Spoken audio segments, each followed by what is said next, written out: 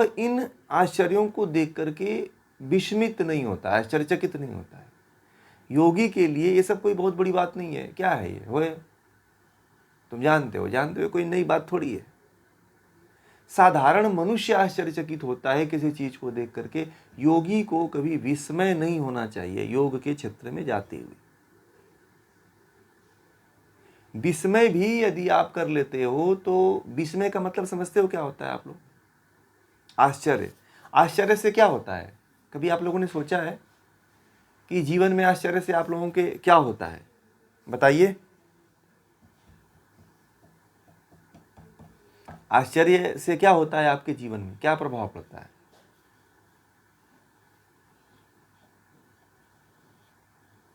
और बताइए कोई।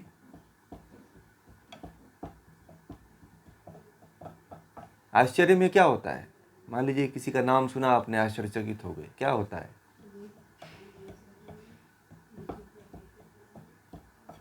सबसे पहले योगी को जब आश्चर्य में जाता है, जब वह किसी से पहली बार मिलता है या सुनता है या देखता है, तो आश्चर्यचकित होने के कारण जो है वह अपना आपा खो देता है। ठीक है? वह एक मशीन बन जाता है, एक यंत्र बन जाता है, और उसके अंदर का जो ज्ञान होता है वह सब नष्ट हो जाता है। ठीक है?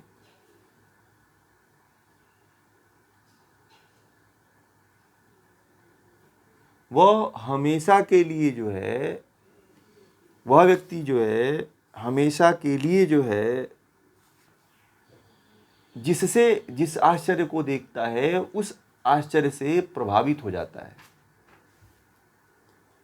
और जो उसका स्वाभिमान होता है वो नष्ट हो जाता है। तो जो योगी होता है वो उस योगी व्यक्ति को कभी भी आश्चर्यचकित नहीं होना चाहिए। आश्चर्यचकित होने वाला व्यक्ति ही नतमस्तक हो जाता है, झुक जाता है।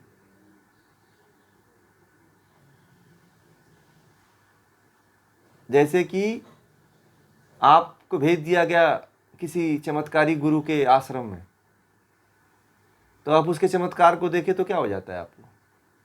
आश्चर्यचकित हो जाते हो आप। आश्चर्यचकित हो जाते हो तो क्या करते हो आप फिर?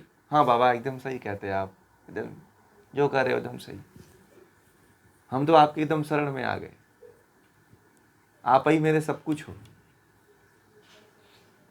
बाबा के लिए कहते हो कि ठीक है बाबा, हम तुरंत पैसा निकालते हो, तुरंत दान कर देते हैं।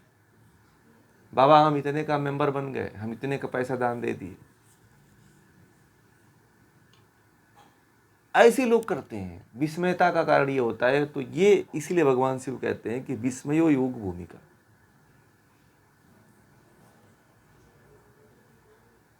तो इसका तात्पर्य समझना चाहिए कि योग भूमिका जो होती है, जो वीरेश होते हैं, वीरेश योगी होते हैं, उनको कभी आश्चर्य प्रभावित नहीं करता है। अभी आप लोग आश्चर्य देख करके प्रभावित हो जाओगे। ताजमहल देख लोगे तो ताजमहल के कारीगर पे प्रभावित हो जाओगे।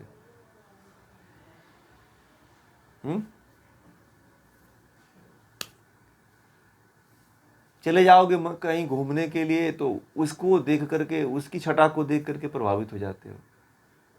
कहीं मंदिर में चले गए तो मंदिर की भीड़ को देख करके उस मंदिर के प्रति प्रभावित हो जाते हो।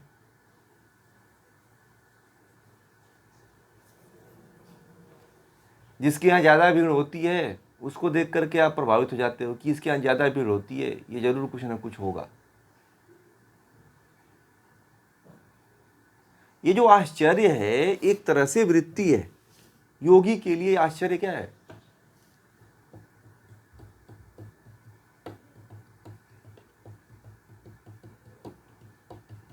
इसको इंग्लिश में क्या कहते हैं? आश्चर्य को इस इंग्लिश में क्या बोलते हैं? कौन सा वर्ड बोलते हैं? सरप्राइज है? सरप्राइज बोलते हैं ना। तो आजकल सरप्राइज लोग देते हैं, बर्थडे का सरप्राइज देते हैं। तो वो व्यक्ति फिर अब जो सरप्राइज देता है फिर उसको वो उसका हो जाता है, बोला अरे बताओ हमारे बर्थडे का इतना ही सरप्राइज दे दिया। अब इसके जैसा महान कौन होगा, इसके जैसा चाहता मेरा कौन होगा। फिर उसकी जो है उसका गुलाम हो जाता है, उसके प्रति डिवोटी हो जाता है, उसके प्रति अट्रैक्ट हो जाता है, चाहे लड़का हो चाहे लड़की हो। अब यहीं से खेल प्रारंभ हो जाता है। परंतु जो योग में रहता है, जो योग की भूमियों में रहता है, उसको कोई फर्क नहीं पड़ता है। तुम चमत्कारी हो गए अपने घर के लिए, हमें कोई फर्क नहीं पड़ता है। बना लो उल्लू तुम लोगों को, हमें कोई फर्क नहीं पड़ेगा। हो गए तुम बड़े बाबा, हम उठेंगे नहीं अपने जगह पे, हम यहीं रहेंगे। ऐसा होता है योगी, जो योग भूमिका में रहने वाला होता है। आश्चर्यों से कभी प्रभावित नहीं होता है, विस्मयों से कभी प्रभावित नहीं होता।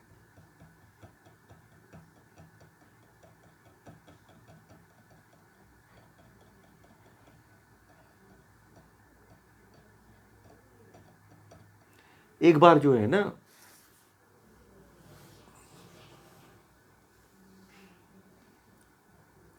एक बार अर्जुन भीम को बड़ा अहंकार हो गया। ये तो कहानी सब लोग सुने होंगे कि मेरे जैसा बलशाली तो कोई है ही नहीं है। हनुमान जी बैठे थे। अब ये कहानी कितनी सत्य है, पौराणिक कथाओं में कही जाती है। हनुमान जी का तो पूंछ नहीं था, परंतु लोगों ने पूंछ भी जोड़ दिया है। तो किसी ने कहा कि भाई पूंछ हटा लो, और वो भीम ने कहा, अहंकार ज्यादा हो गया था, बोले कि नहीं हटा के चले जाओ, तुमको जाना है तो। अब भीम बहुत बलशाली था, उसको देख करके हनुमान जी थोड़ी आश्चर्यचकित हुए। हटा के चले जाओ, तुमको जाना है तो। ठीक है, भीम आकर के खूब उठा करके उसको उठाते रह गए, पूंछ उठी नहीं।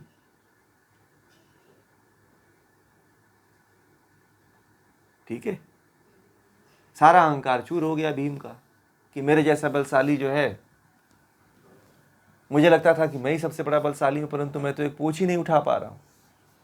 और हनुमान जी को कोई फर्क थोड़ी पड़ा। भीम जो अपने जैसा योद्धा देख करके भीम को, हनुमान जी को कोई आश्चर्य नहीं हुआ, क्योंकि वो जानते थे कि हनुमान जी योग की भूमियों में रहते थे, इसलिए आश्चर्यचकित नहीं होते थे। आश्चर्यचकित तो वही होता है जिसको कुछ भी ज्ञान नहीं होता है।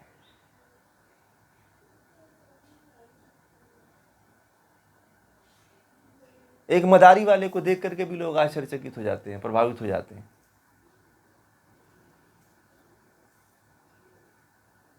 हो जाते हैं कि नहीं हो जाते हैं?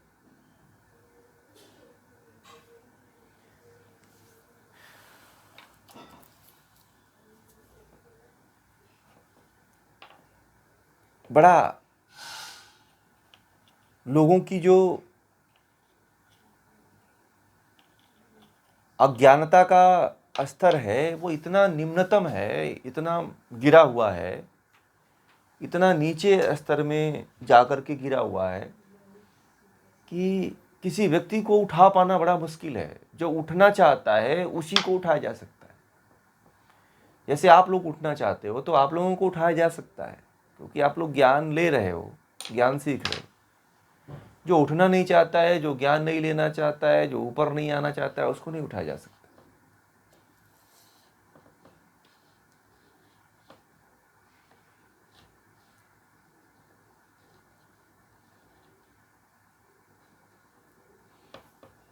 अब जो नहीं ज्ञान को प्राप्त करेगा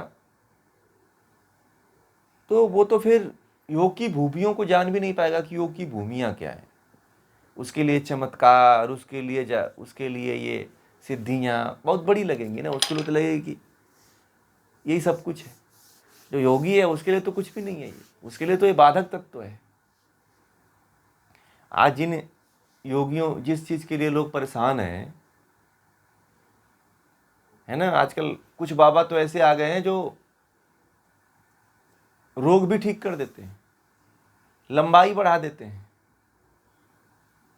हैं? हाँ,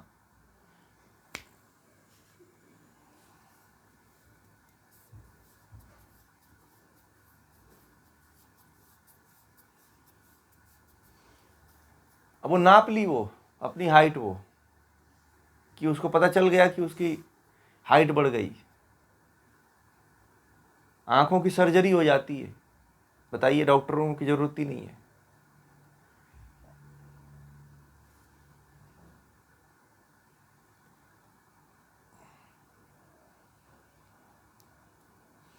यही है कि अगर आप नहीं जानेंगे, नहीं समझेंगे, तो ऐसे ही बाबाओं के चक्कर में पड़ेंगे। ये सब पाखंड है, सब ढोंग है, जो लोगों को जो है लोग इसके पीछे मूर्ख बन करके पागल फिर रहे हैं।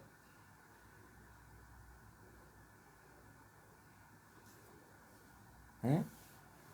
और ऐसे ही लोगों को मूर्ख बनाने में बड़े मजा आता है। पैसा भी लूटते हैं, मूर्ख भी बनाते हैं, मारते भी हैं, सब कुछ करते हैं। और लोगों का वहां पे तांता लगा हुआ है। अभी हम कहेंगे कि आप आ जाओ यहाँ पे, तो कोई नहीं आएगा, नहीं, उनको मतलब ही नहीं है। हम तो इसमें कोई इंटरेस्ट ही नहीं रखते।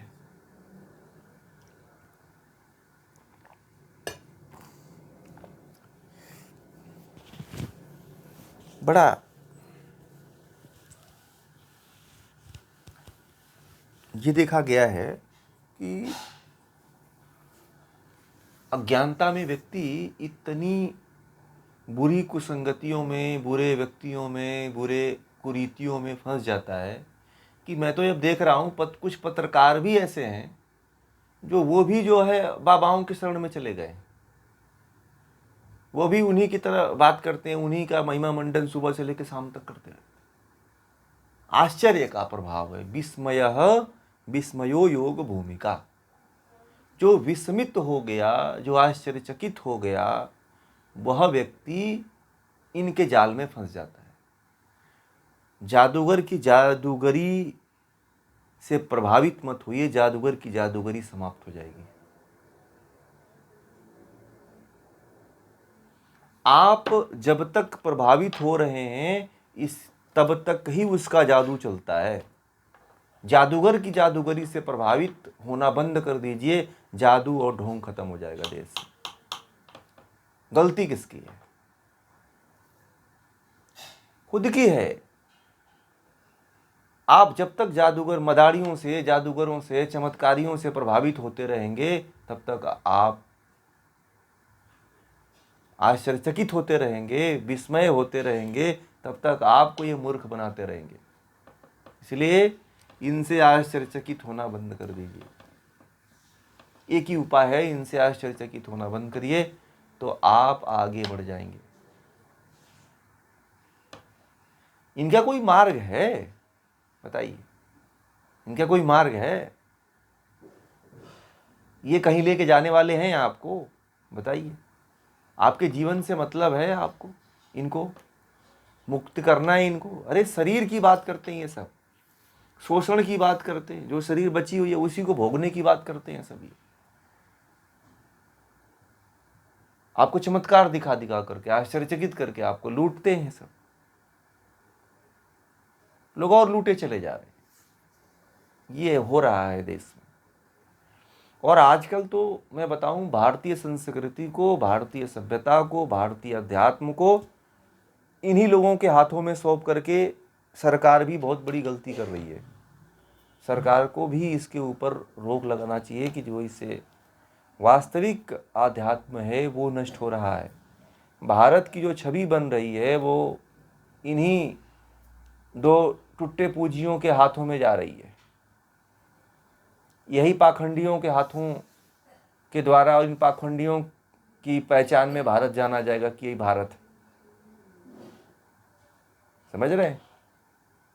इन पाखंडियों को इतना प्रश्रय दे दिया जा रहा है कि भारत की पहचान इनके नाम से हो रही है कि फलाना बाबा आ रहे हैं।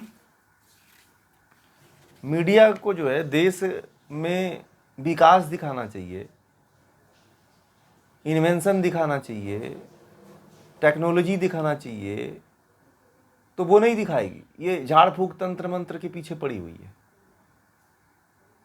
है जिससे देश का, राष्ट्र का विकास हो, विज्ञान जिसमें बढ़ोतरी हो, अध्यात्म में, वास्तविक अध्यात्म की ये लोग कवरेज नहीं करते हैं। समझ रहे हैं? ये लोग वास्तविक अध्यात्म का कवरेज करेंगे ही नहीं। जहाँ पे एकदम जादू टोना, झाड़ फूक, तंत्र मंत्र है, उसी का ये लोग कवरेज करते हैं। जहाँ पे भारत की छवि और बदनाम हो,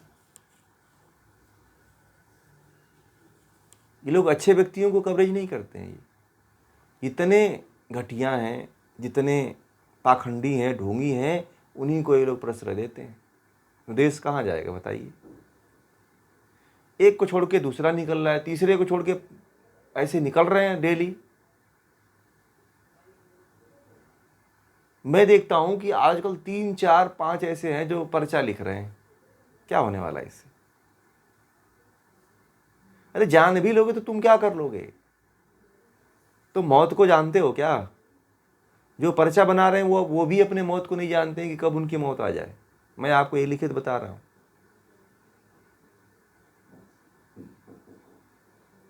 ये उनको ही उनके मौत का नहीं पता है, और दूसरे के मौत के बारे में लिख रहे हैं, दूसरे के बारे में बता रहे हैं, भविष्यवाणी कर रहे हैं। 50 बीमारियां शरीर में भरी हुई है।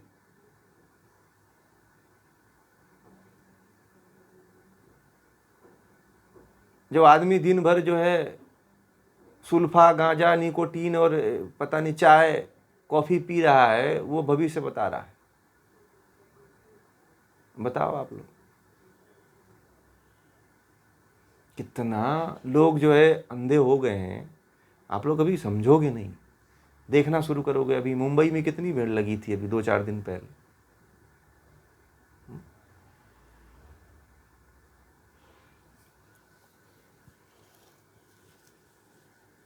ये है, जब व्यक्ति सही ज्ञान नहीं प्राप्त करेगा तो ऐसे ही पाखंडियों के बीच में जा कर के नतमस्तक हो जाएगा, झुक जाएगा, गिर जाएगा, अपना स्वाभिमान नष्ट कर देगा, अपने जीवन को भी बर्बाद कर देगा।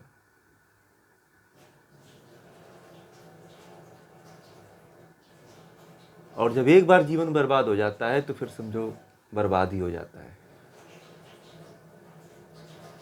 एक बार जो इन चक्करों में पड़ गया फिर तो उसका पूरा परिवार ही नष्ट हो जाता है। अपने साथ साथ वह अपने परिवार के साथ, अपने साथ साथ अपने पूरे परिवार को भी नष्ट कर देता है। दुनिया में कोई भी भूत नहीं होता है मेरे भाई, ये जान लीजिएगा आप लोग।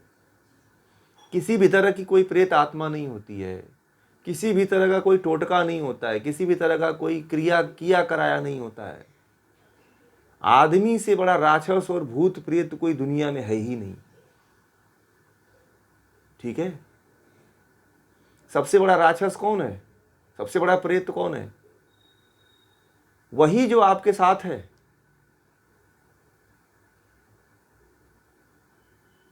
और एक प्रेत तो खुद हो, आदमी खुद एक प्रेत है। तो दूसरा आदमी के ऊपर, दूसरी जीवात्मा क्यों परेशान करेगी भाई? हाँ परेशान करती है। जिंदे जीते जी आप इतने लोगों को प्रेत आत्मा ही तो फंसा रखे हो, मूर्ख बना रखे हो। कहीं कोई तंत्र मंत्र, कोई ये सब नहीं होता है, सब फालतू की बातें हैं जो लोग ये सब लेकर के चल रहे हैं। लोगों को बड़ा विश्वास है। भारत के लोगों को मुझे समझ में नहीं आता है कि बड़े पढ़े लिखे प्रिंसिपल तो डॉक्टर, इंजीनियर, वकील, है ना, जज, ये तक लोग चले जा रहे हैं भाई इन पाखंडों में। वो भी इन पाखंडों से नहीं बच रहे हैं। मैं बड़ा आश्चर्य में पड़ जाता हूँ कि पता नहीं ये लोग, कुछ इनको, इनके घर में कुछ संस्कार मिला कि नहीं मिला, कुछ ग्रंथ पढ़े कि नहीं पढ़े, कुछ शास्त्रों को पढ़े कि नहीं पढ़े ये लोग।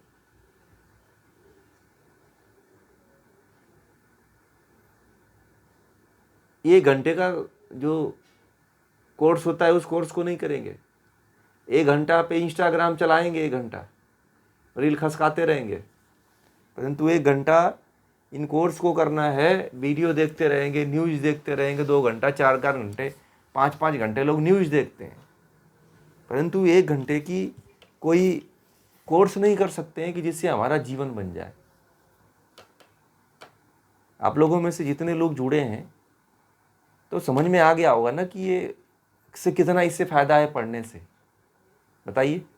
अब जो लोग एक बार जुड़ जाते हैं वो क्या छोड़ते हैं? फिर तो हम हर कोर्स में जुड़ते हैं कि नहीं जुड़ते हैं आप लोग? और जुड़ ही रहे हैं, क्योंकि आप लोगों को इसका रहस्य पता चल गया है कि वास्तविकता क्या है और अवास्तविकता क्या है। जो जान करके भी इसको छोड़ देता है वो तो फिर गया काम से, परंतु जो जुड़ा हुआ है, जो इसको जुड़ते ही चला जा रहा है, वो तो अपने जीवन को समझो कि परिष्कृत ही कर रहा है। समझ रहे हैं? ये सारी बातें हैं, इन सबको ध्यान में रखिएगा तो जीवन बड़ा मूल्यवान है। इनको ऐसे टुटपुजियों के पीछे मत, ऐसे ढोंगियों पाखंडियों के पीछे समय दे करके मत बर्बाद करिए। ज्ञान के धारा के तरफ, ज्ञान के तरफ आप लोग समय दे करके अपने जीवन को लगाइए। अब पता नहीं आप लोगों में से तो कोई नहीं होगा, ठीक है, क्योंकि पुराने संस्कार होंगे तो कोई जा भी सकता है, कोई मैं नहीं कह सकता कि कोई नहीं जा पाएगा इसमें। तो पुराने संस्कार यदि हावी हो गए तो वो भी व्यक्ति जा सकता है, परंतु जिसको ज्ञान हो गया वो तो कभी जाएगा ही नहीं। वो तो समझेगा कि ये पाखंड कर रहा है, ढोंग कर रहा है ये। अरे जिसने गीता पढ़ लिया, जिसने गीता समझ लिया कि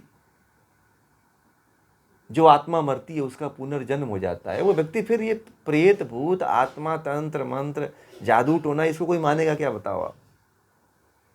अब उसमें कहता है कि तुमको फलाना ने किया है, तुम्हारे ऊपर प्रेत भेजा है और तुमको 4 साल से तुमको परेशान कर रहा है, ये बताइए। कभी ऐसा होता है किसी दूसरी जीवात्मा को, क्या किसी दूसरी जीवात्मा को तड़पाने का अधिकार है?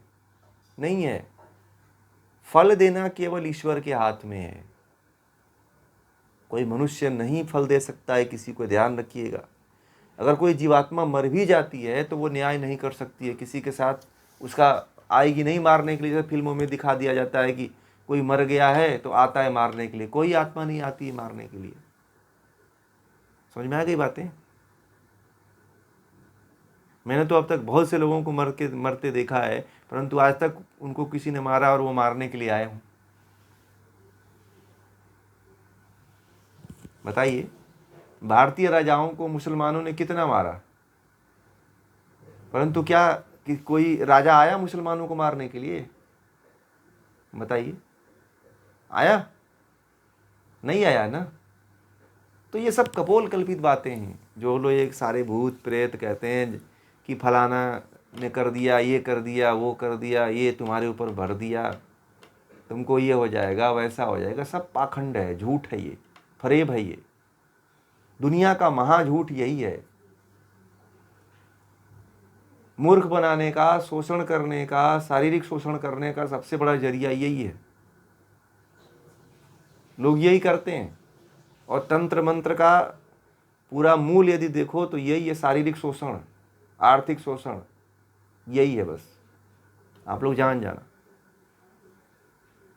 मैं तो ओपन बताता हूँ आप लोगों को, कुछ तो बताते भी नहीं है कि तंत्र मंत्र में क्या होता है।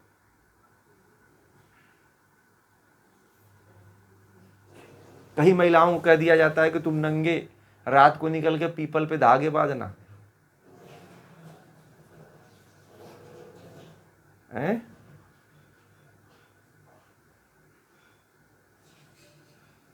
गांव देहात में तो अज्ञानता ही है। हाँ, यही तो मूर्खता है। कुछ नहीं होता है ये सब।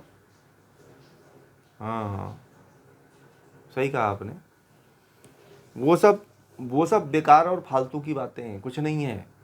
ये गांव में भी गांव के लोगों के पास कुछ है नहीं, बचा है नहीं, और वैसे ही लोग माहौल बनाए रहते हैं।